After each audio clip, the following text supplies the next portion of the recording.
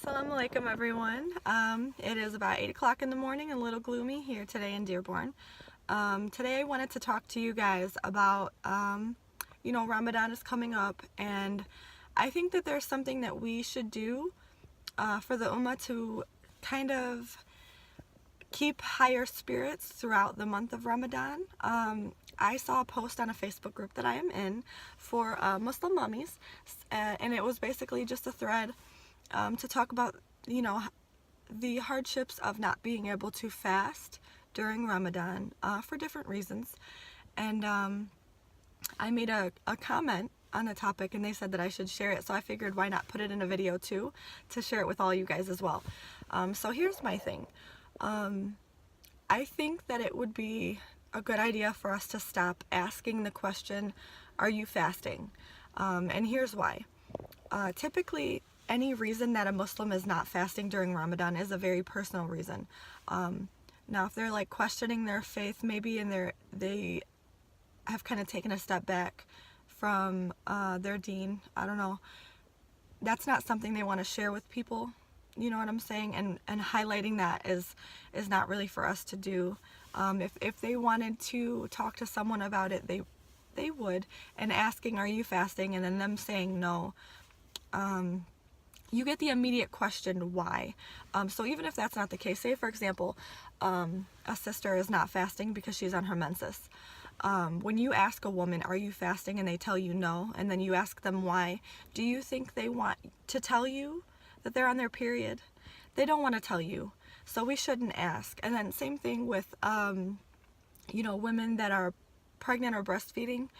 It's their choice whether or not they decide to fast. I personally can never fast when I'm pregnant or breastfeeding. My body cannot handle it. I know this about myself, and I will not put myself or my baby's health in danger for fasting when I can just make up the days. And a lot of women are not secure with their decision to do that. So when people ask them, are you fasting? And they say no, and they ask them why, and they tell them, they kind of give them a response of, well, like, you kind of could though. But that's really inappropriate. If a woman decides that it's not safe health-wise for her or her baby to fast during pregnancy or breastfeeding, we are not to have an opinion on that, you guys. There are so many other things that we could be opinionated about and try to change. That is a personal choice between a woman and God and her baby. It does not concern us at all.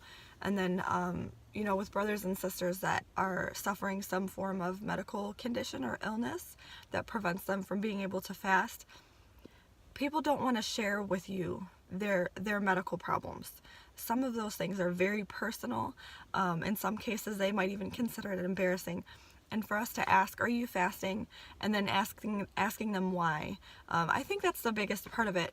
Maybe not necessarily asking, are you fasting? But it always leads to the question, why? That's my point. And that's why I think that we should refrain from doing it. Because if somebody is struggling with an illness, they might not even be sharing with their family yet.